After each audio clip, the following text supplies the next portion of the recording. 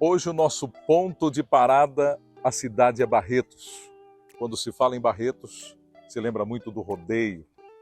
E hoje viemos mostrar esta grandiosidade do Hospital de Amor.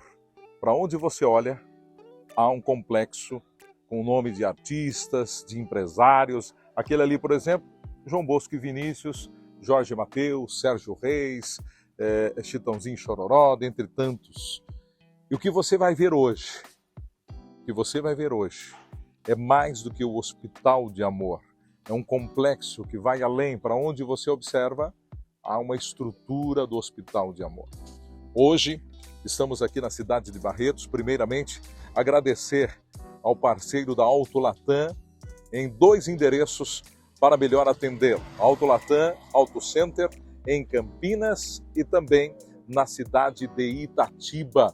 Você que quer dar uma atenção para o seu veículo, cuidar do seu veículo, Auto Center Latam é o que nos traz até a cidade de Barretos para trazer essa matéria para você. Também aproveito para agradecer ao Alto Posto XXCP na cidade de Santa Bárbara do Oeste. Você que quer combustível de qualidade, com toda aquela atenção e atendimento, estando em Santa Bárbara do Oeste, o Alto Posto indicado por este apresentador é o Alto Posto XXCP. Quando se fala em referência no Brasil, no mundo, quando se fala de criança, estou ao lado desta referência, quando se fala do lado da medicina, o Dr. Luiz Fernando, que hoje está aqui num projeto maravilhoso, Hospital de Amor. Doutor, primeiro, obrigado por abrir a agenda no teu espaço, né? Falar conosco aqui, falar com o Brasil. É possível falar dessa taxa, doutor, e saber que a taxa de cura é esperado quando se busca e se tem uma tecnologia que se encontra aqui em Barretos? É possível, é um caminho passo a passo, porque cada tipo de tumor exige especialistas para isso, então alguns tumores a gente já conseguiu montar dentro do hospital aqui em Barretos. A equipe, eu vou dar o exemplo de tumor cerebral, que é depois de leucemia o tumor mais frequente na criança, e exige sofisticação tanto da equipe de neurocirurgiões, que são especialistas em tumores infantis. Não é todo hospital de oncologia que tem neurocirurgiões que fiquem 100% só para as crianças. Exige também que os oncologistas pediatras que cuidem de tumor cerebral se dediquem 100% só para esses tumores, porque são vários os tipos, tem muita mudança no dia a dia nos tratamentos, por sempre ter novidades, drogas novas, então precisa oncologistas dedicados só para isso. No laboratório de pesquisa molecular já existem estudos, e nós somos referência em alguns estudos, de pegar o mesmo tumor cerebral com o mesmo nome que o patologista dá, mas quando você põe na máquina para ver o conteúdo genético, eles têm marcações diferentes um do outro. Então hoje a gente está tratando, vou dar o exemplo, existe um tipo de tumor cerebral que se chama meduloblastoma. Só que hoje a genética consegue separar os medúlos em 4 grupos. E para cada grupo trata-se diferente. Então, essa sofisticação faz que quanto mais você estuda, mais você conhece daquele tumor, mais específico você é para cada criança, que a gente chama de terapia-alvo. Cada criança é um alvo diferente. 2 crianças com o mesmo tumor podem ter conteúdo genético diferente. Então, elas vão ter que ser tratadas de forma diferente. Então, isso hoje aqui a gente tem. Então, Brasil não são muitos os centros que têm um centro de referência de ponta para estudo molecular, equipe dedicada a tumor cerebral. Então, hoje, taxas de cura para tumor cerebral aqui em criança se assemelham muito a taxas internacionais de países desenvolvidos, né? A gente tem dentro do país, ou mesmo na América Latina, ou África, ou Oriente, alguns países que a taxa de cura para tumor cerebral ainda é muito baixa, porque não conseguiram montar essa estrutura. Mas para cada tipo de câncer você precisa... O exemplo do tumor cerebral serve para um tumor ósseo, você precisa de uma equipe dedicada para tumor ósseo, estudos genéticos para tumor ósseo, oncologista pediatra que cuide dos tumores ósseos. Mesma coisa para a hematologia, as leucemias, você precisa da equipe da leucemia. Então, hoje, um centro de referência, um centro de ponta, dentro da sua equipe, você divide a equipe em tipos de tumor, porque você precisa praticamente ficar 100% dedicado àquele tipo de estudo, àquele tipo de tratamento, porque vai exigir uma equipe especializada nisso. Fora isso, tratar câncer hoje, a gente, diferentemente do oncologista de adulto, que a dose que ele oferece para o adulto é mais baixa, que o adulto mais velho, ele não aguentaria a dose que uma criança aguenta, porque a medula está cansada, a idade.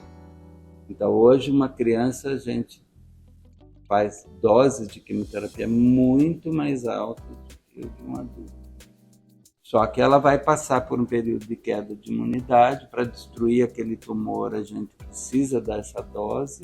Ela vai passar um período onde ela vai ficar muito fraquinha, pode precisar ir para uma UTI com uma infecção, e aí a gente precisa ter UTI onde os intensivistas também sejam dedicados à criança com câncer, porque o manejo dessa criança na UTI é diferente de uma UTI que tenha médico de adultos, ou que tem UTI pediátrica, onde o médico é especialista em doença cardíaca ou outro. Então, também dentro da nossa área, a UTI também precisa de médicos especialistas em terapia intensiva em oncologia pediátrica.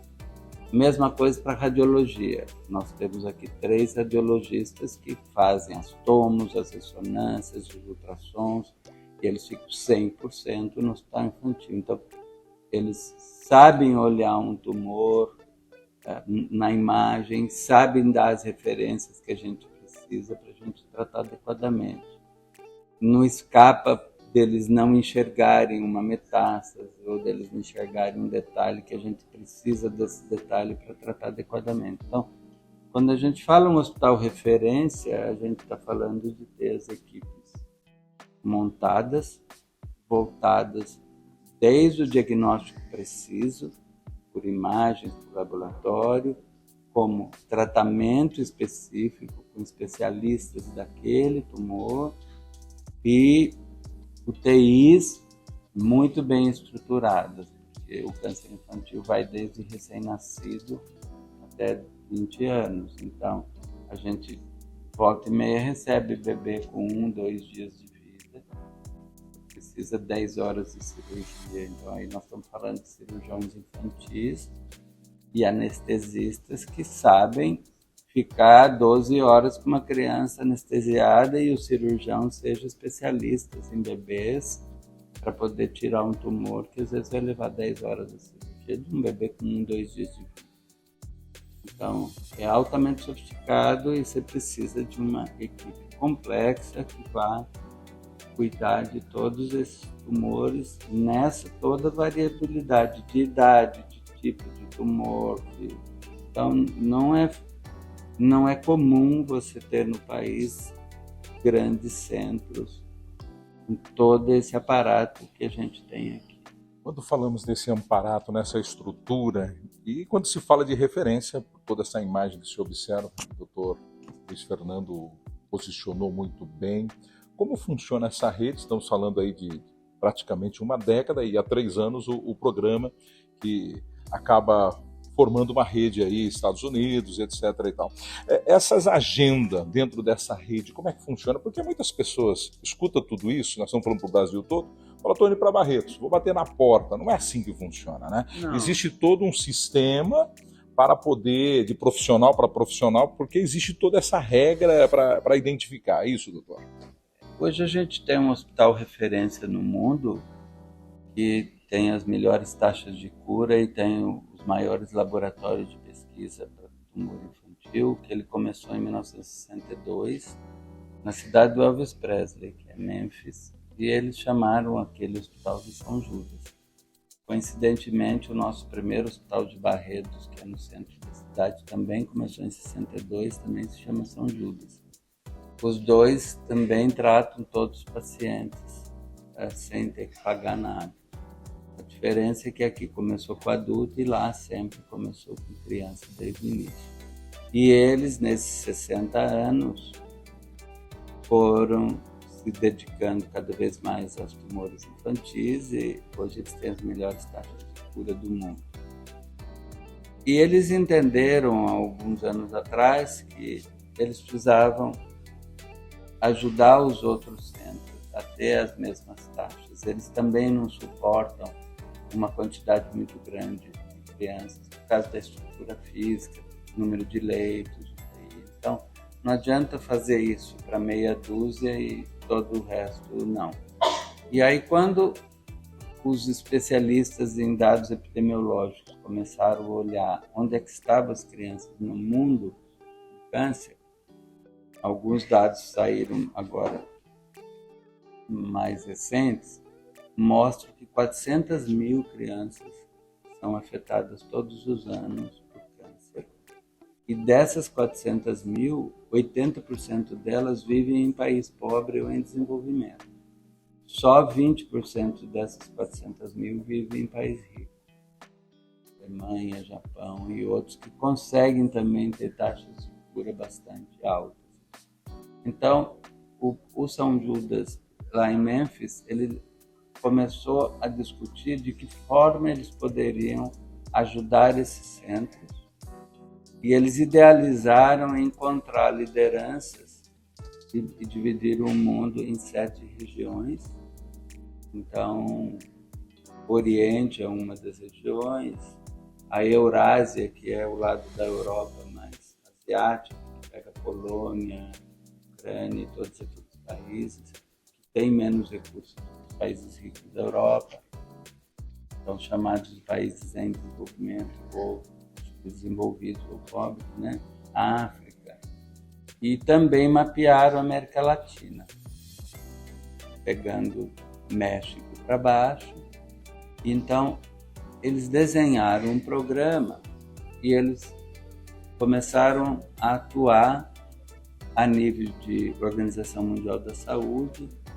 Então, eles têm uma meta que para 2030 eles vão conseguir pelo menos elevar 60% de chance de cura, 30% dessas crianças que vivem em países menos favorecidos. 60%, mas a meta ambiciosa internacional para países de primeiro mundo é 80%, 85%. Barretos está muito próximo desses 80%, 85%. Eles estiveram várias vezes aqui. Quando nós fomos abrir o hospital em 2012, eu estive lá e eu fiz um contrato de parceria para ter segurança que eu ia poder mandar minha equipe para lá para treinamento, laboratório, nutrição, anestesia, UTI, todos os líderes de cada área. E então eles começaram a olhar para Barretos, porque por causa desse contrato de parceria eles começaram a vir para cá. Então nós desenhamos um programa que faz parte desse programa que eles chamam de global, para o mundo todo. Então eles têm um programa para a América Latina. E dentro da América Latina, eles provavelmente vão dividir em 3 grupos. Então, a América Central vai ter um grupo que vai ser liderado pelo México. América do Sul, Brasil, como é muito grande, ter um centro que coordena. Então, eu passei a coordenar esse programa dentro do Brasil e hoje nós estamos trabalhando em rede. Nós estamos mapeando os centros que tratam crianças com câncer, registrando as crianças dentro de um registro, olhando para cada centro e ver se eles têm UTI, como é que é a UTI, se eles têm transplante, como é que é, se eles têm testes moleculares, como é que é, para a gente poder desenhar protocolos de tratamento, saber se as enfermeiras são especializadas em câncer infantil, se não a gente, ou no andar que a gente está agora aqui, é um centro de treinamento, então a gente tem uma enfermaria simulada aqui, como se a enfermeira estivesse dentro da enfermaria onde ela vai trabalhar, então a gente simula todas as situações que ela vai enfrentar na pediatria. Nós temos centro simulado com bonecos que simula uma criança grávida na UTI, então a gente pode treinar também todo tipo de situação. Então acabou que aqui virou um centro de treinamento, onde a gente já começou faz 3 anos essa rede.